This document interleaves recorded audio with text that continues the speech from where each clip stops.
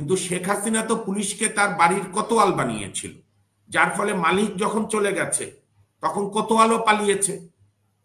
তো যার ফলে আপনার চ্যালেঞ্জ তো অনেক এই অন্তর্বর্তী সরকারের। আমরা গণতন্ত্রের পথে অভিযাত্রা শুরু করতে পেরেছিলাম? পারিনি। আমরা যদি মনে করি হাসিনার বদলে, শেখ হাসিনার ক্ষমতার বদলে আমি আবার ক্ষমতায় গেলেই গণতন্ত্র কায়েম হয়ে যাবে, দেশের মৌলিক অধিকার প্রতিষ্ঠিত হবে, সংকট সেইখানে, দাঙ্গা হবে, আমি না থাকলে এখানে মুক্তিযুদ্ধ ইতিহাস, মুক্তিযুদ্ধ থাকবে না। তা আমরা এটা প্রমাণ দিয়েছি চট্টগ্রামে যে না, তুমি না থাকলেও দাঙ্গা হয় না। আপনি যে প্রশ্ন করেছেন 53 বছরের রাজনৈতিক সংস্কার, 53 বছরে তো সংস্কার হয়নি, এটা রেজওয়ানা বলুক না বলুক কিছু এসে যায় না। রেজওয়ানা, সৈয়দা রেজওয়ানা হাসান, এদেরই কলিগ, এখন বর্তমানে উপদেষ্টা। ফ্যাক্ট তো হচ্ছে আমাদের রাজনীতিবিদরা অতীত থেকে শিক্ষাও নেয়নি, অতীতেও নেয়নি, বর্তমানেও নিচ্ছে না, ভবিষ্যতেও নেবে কিনা আমি জানি না। আমরা একটা ডাইলামার মধ্যে আছি। আবার এটাও ফ্যাক্ট যে দিনের শেষে রাজনৈতিক দলগুলোই বা রাজনীতি ব্যক্তিত্বরাই জনগণের ম্যান্ডেট নিয়ে রাষ্ট্র ক্ষমতা পরিচালনা করবে, এটাও সত্য। আবার এটাও ফ্যাক্ট যে আমরা যারা মনে করি যে রাজনীতিকদের সঙ্গে জনগণের সম্পর্ক আছে, সম্পর্ক থাকা সত্ত্বেও রাজনৈতিক শিষ্টাচার, রাজনৈতিক আপনার আচরণ, বা যেটা আমার সিনিয়র মুসলিম সাহেব বললো যে স্টেট ক্রাফট, তো স্টেট ক্রাফট তো 75 বছরের রাজনৈতিক দল, যে দলের প্রতিষ্ঠাতা মাওলানা আব্দুল হামিদ খান ভাসানী, শামসুল হক, বঙ্গবন্ধু শেখ মুজিব, পরে তাজউদ্দিন আহমেদ দায়িত্ব নিল, সেই আওয়ামী লীগ তো সমস্ত কিছু ডুবিয়ে দিয়ে শেখ হাসিনা বোনকে নিয়ে দিল্লি চলে গেল। আমরা 2001 থেকে 2006ও তো আমরা শেষের দিকে দেখলাম ক্ষমতাকে পাকাপোক্ত করার জন্য অহেতুক বিচারপতিদের বয়স 2 বছর বাড়িয়ে দিয়ে আমরা 2006-এ ট্রান্সফার অফ পাওয়ার তো ঠিক মতো হলো না। আপনার একটা বড় অংশ দল, সব দল, জামাত আর বিএনপি বাদে বাকিরা তো বলল যে না, KM হাসানকে আমরা প্রধান উপদেষ্টা মানি না। তো সুতরাং আমার কাছে মনে হয় যে আমি নানা বিষয় করি যে আজকে আপনি অনেক প্রশ্নই উত্থাপন করা যায় বা করা উচিত, এবং এটাই একটি গণতান্ত্রিক সমাজের বৈশিষ্ট্য যে আমি আমাদের সিনিয়র অ্যাডভোকেট জনাব মহসিন রশিদ সাহেবের বক্তব্যের সঙ্গে দ্বিমত করতে পারি, তার বক্তব্যকে পুরোপুরি ডিনাউন্স করতে পারি, কিন্তু তার মানে এই না যে তার সঙ্গে আমি কথা বলবো না। সেরকম আমার অনেক বক্তব্যের সঙ্গে প্রফেসর তাজ হাশমি প্রচন্ড দ্বিমত করবে, কিন্তু একটু আগে যেটা প্রফেসর তাজ হাশমি স্যার বলছিলেন যে কেউ কেউ বলছে আনসাবস্ক্রাইব করে চলে গেলাম, আনসাবস্ক্রাইব করলে প্রফেসর তাজ হাশমির কিছু এসে যায় না, কারণ তাজ হাশমি যে আপনার মনে হয় ইন্টারনেটে একটু প্রবলেম করছে সৈয়দ মামুন মাহমুদ, কারণ প্রফেসর তাজ হাশমি সাহেবরা প্রতিকূল স্রোতেই প্রতিকূল ভাবে কাজ করেই জি জাতিকে, আমাদের বাংলাদেশের মানুষকে ওনারা সত্যিকারের কথা জানিয়েছে। এখন প্রশ্নটা হচ্ছে যে আপনার এখন আমরা যেভাবেই বলি না কেন, ধরেন পৃথিবীতে তো এরকম ঘটনা খুব কম ঘটে যে একটা প্রধানমন্ত্রী বোনকে নিয়ে হেলিকপ্টার করে পালিয়ে যায়, তার সঙ্গে সঙ্গে 330 জন এমপি পালিয়ে যায়, বিচার বিভাগের কর্তা ব্যক্তিরা পালিয়ে যায়, পুলিশ পালিয়ে যায়, মসজিদের খতিব পালিয়ে যায়, পুলিশ।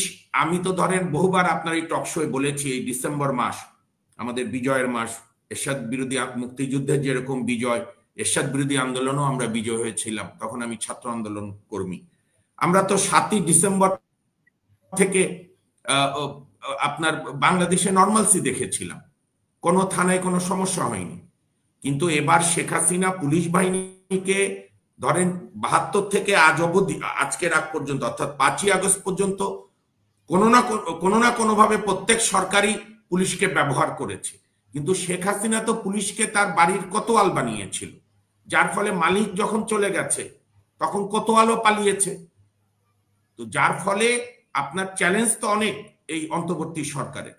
আমি অন্তর্বর্তী সরকারের কোনো প্রতিনিধি না, কিন্তু ফ্যাক্ট তো এই যে ডক্টর মোহাম্মদ ইউনূস সাহেব নিজে নিজে এসে বলেনি যে আমাকে অ্যাডভাইজার বানাও।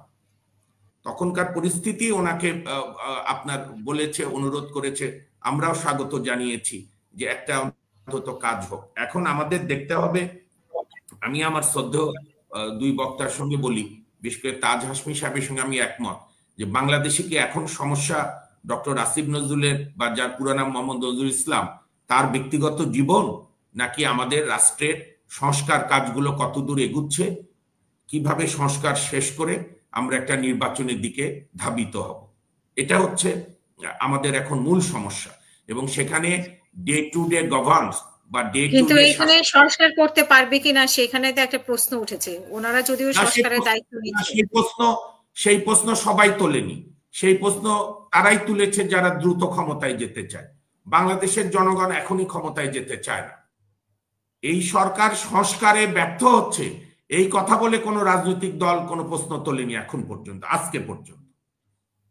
বা রাজনৈতিক দলগুলো বলছে না যে তারা কি সংস্কার হলে খুশি হবে। আমার প্রশ্ন, 5ই আগস্টের আগ পর্যন্ত তো আপনি নানাভাবে প্রয়োজনীয় নির্বাচনের জন্য প্রয়োজনীয় সংস্কার, না প্রয়োজনীয় সংস্কারটা রাজনৈতিক দল আমাকে বলতে দেন, প্রয়োজনীয় সংস্কারটা কি এইটা রাজনৈতিক দলগুলোর বলতে কি অসুবিধা হয়? এখন তো আর শেখ হাসিনা নাই ক্ষমতায়। নির্বাচনের সংস্কার, নির্বাচন কেন্দ্রিক সেই সংস্কারটা কি? নির্বাচন কি? নির্বাচন তো আমরা 91 সালও করিয়েছিলাম 3 মাসের মধ্যে। তারপরে কি আমরা গণতন্ত্রের পথে অভিযাত্রা শুরু করতে পেরেছিলাম? পারিনি।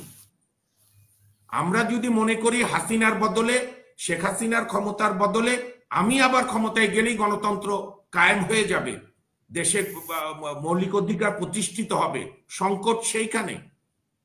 আজকে আমরা রাজনৈতিক দলগুলো কি আপনার যেভাবে বলিষ্ঠ ভূমিকা পালন করছে তাদের জন্য ধন্যবাদ, বা রাজনৈতিক সর্বোচ্চ নেতৃত্ব যেরকম চমৎকার করে আমাদেরকে বিভিন্ন আশার বাণী শোনাচ্ছে, আমরা অত্যন্ত খুশি। কিন্তু আমরা মাঠে কি দেখছি? আমরা আপনার ইনফিল্ড আমরা কি দেখছি? আমি তো আমার সুপ্রিম কোর্ট বারে দেখছি আমাদের অনেক বন্ধু আইনজীবীদের মধ্যে আওয়ামী দুর্বৃত্তদের প্রবণতা দেখছি। আমরা তো দেখছি আজকে কয়েক উপদেষ্টাও কয়েকজন সমন্বয়কও বলেছে, আমরা তো দেখছি চাঁদাবাজির চেহারা চেঞ্জ হয়েছে, চাঁদাবাজি তো আগের মতোই রয়ে গেছে। এইগুলো তো সংস্কার রাজনৈতিক। আপনার মেইন প্রশ্নে আসি, এই সরকার ব্যর্থ হলে সবচেয়ে বেশি লাভ হবে আওয়ামী লীগের। এইটা যদি আমাদের বর্তমান রাজনৈতিক দলগুলো বুঝতে না পারে, গুড লাক টু দেম। আমাদের বক্তব্য, এই সরকারের প্রতি জনগণের আলগা কোনো প্রেম নাই, কিন্তু আমরা চাচ্ছি যত সীমাবদ্ধতা থাক, আপনার নির্বাচন ব্যবস্থা সংস্কার মানে খালি ভালো একটা নির্বাচনের নামে একটা নির্বাচন খেলা খেলে দেন আপনার কারো হাতে ক্ষমতা দিয়ে চলে গেলে না। আমরা বলছি বিচার বিভাগের সংস্কার। যেরকম আরেকটা অপপ্রচার আছে, ছাত্র আন্দোলনের নেতারা আগের দিন ওই দিন বিকালে গিয়েছিল চাপ দিতে, সেটা ঠিক আছে প্রধান বিচারপতিকে, কিন্তু এই যে মোহসেন রশিদ সাহেব সহ অন্যান্য সিনিয়র আইনজীবীদের নেতৃত্বে আইনজীবীদের লাগাতার আন্দোলন এবং এখনো চলমান আন্দোলন আছে, সেইখানে ফ্যাসিবাদের দোসর এবং দুর্নীতিবাজ বিচারপতিদের অপসারণ, সেইখানে তো বিএনপি পন্থী আইনজীবী সংগঠনগুলো স্থির ভূমিকা নিল না। সেইখানে তো বিএনপি পন্থী আইনজীবী সংগঠনরা স্থির ভূমিকা নিল না। তারা তো নানা সময় নানা কি করলো না করলো আজও আমাদের বোধগম্য না। সুতরাং এইখানে আপনাকে স্থির সিদ্ধান্তে যেটা আসতে হবে। আমি আমার সদ্য দুই বক্তার চাইতে বেশি সময় নেব না। এখন প্রশ্ন হলো রাজনৈতিক দলগুলো সংস্কার। আমার একটা ভয় হচ্ছে 1/11 কেউ তো ইতিহাস ভুলে গেলে মুশকিল। 1/11 পরও সবাই সংস্কার চেয়েছিল, কিন্তু তদানীন্তন সময় এমন একটা পরিবেশ ক্রিয়েট হলো যে পরে সংস্কারপন্থী একটা গালিতে পরিণত হলো, এবং আওয়ামী লীগ এবং বিএনপির মধ্যে যে ন্যূনতম গণতন্ত্র পার্টির মধ্যে ছিল, সিনিয়র রাজনৈতিক নেতারা যার যার নেত্রীকে প্রশ্ন করতে পারত, তোফায়েল আহমেদরা প্রশ্ন করতে পারত, তখন মাহমুদুর রহমান মান্না আওয়ামী লীগ করতো, মান্না আওয়ামী লীগ শেখ হাসিনাকে প্রশ্ন করতে পারত। আমার মনে আছে শেখ হাসিনা যখন গ্রেপ্তার হলো তখন মান্না ভাই বলেছিল যা আওয়ামী লীগের সংস্কার কাজও শেষ হয়ে গেল, এবং তারপরে আমরা যা দেখলাম 2008-এর নির্বাচনের পর দুই দলে যে গণতন্ত্রায়ন শুরু হয়েছিল সেটা মুখ থুবড়ে পড়লো, বরং দুটি পরিবার দুই দলে একেবারে রাজা রানীর আসনে অধিষ্ঠিত হলেন, এবং এক রানীর আচরণে আমরা গোটা জাতি রক্তাক্ত হলাম। সুতরাং রাজনৈতিক দলগুলো সংস্কার জরুরি।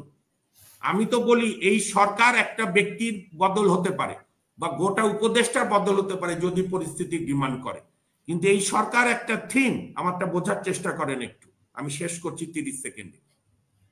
এই সরকার হচ্ছে একটা থিম, একটা ইথোস। ইথোসটা কি? ইথোসটা হচ্ছে রাষ্ট্রকে রাজনৈতিক দলগুলো কখনোই সংস্কার করেনি, মেরামত করেনি, বরং যা যা ছিল তাকে দুর্বল করেছে অতীতের সরকার, আর শেখ হাসিনা এটাকে শেষ করে দিয়ে গেছে। তাহলে আমি তো বলবো সংস্কার শব্দটাও শেখ হাসিনার প্রতি মানে ভদ্রতা করা হয়। রাষ্ট্র ধ্বংস হলে আবার সংস্কার কি? রাষ্ট্রের ভিত্তিপ্রস্তরের কাজ, বিচার বিভাগ, নির্বাহী বিভাগ, নির্বাচন ব্যবস্থা, পুলিশ, 10ই জানুয়ারির মধ্যে সংস্কার প্রস্তাবগুলো আসার কথা। লেট আস ওয়েট, আসুক, আসলে দেখা যাক ডক্টর মোহাম্মদ ইউনূস সাহেব এই যে মহসিন স্যার সহ তাজ হাশমি স্যার সহ তাদের প্রতিনিধি সহ সবাইকে ডাকে কিনা, জনগণের পার্টিসিপেশনের সুযোগ থাকে কিনা, থেকে একটা সংস্কার কাঠামো দেওয়া। হ্যাঁ, আপনার তার মানে কি এই সরকার সংস্কার করলে অন্য দল যদি না মানে নির্বাচনের পরে, সেই প্রশ্ন আসবে। আমাদের কথা সেই রিস্ক থাকলেও দিনের শেষে রাষ্ট্র চালাবে নির্বাচিত প্রতিনিধিরা, কিন্তু এই সরকারি এই অপ্রিয় কাজগুলো করে একটা জাতিকে একটা কাঠামোর মধ্যে প্রবেশ করা, আমরাও তখন বলতে পারবো যে এইভাবে রাষ্ট্রটা চলুক, যারাই তোমরা নির্বাচিত হবা। তো সুতরাং এই সরকারের, আমি বলি এই সরকারের নানা ব্যর্থতা নিয়ে আমরা প্রশ্ন তুলতে পারি, কিন্তু এই মুহূর্তে আমরা এমন কোনো কাজ করব না যে যাতে পতিত পলাতক ফ্যাসিস্ট সরকারের সুবিধা হয়। হাসিনার আপনার নাম বারবার আসে, তো এই জন্য আপনি নিজেকে ভেবেন না, যোগ করলাম। শেখ হাসিনা ন্যারেটিভ কি ছিল? শেখ হাসিনা ন্যারেটিভ ছিল আমি ছাড়া বাংলাদেশ চলবে না, আমি না থাকলে এখানে হিন্দু মুসলিম দাঙ্গা হবে, আমি না থাকলে এখানে মুক্তিযুদ্ধ থাকবে না।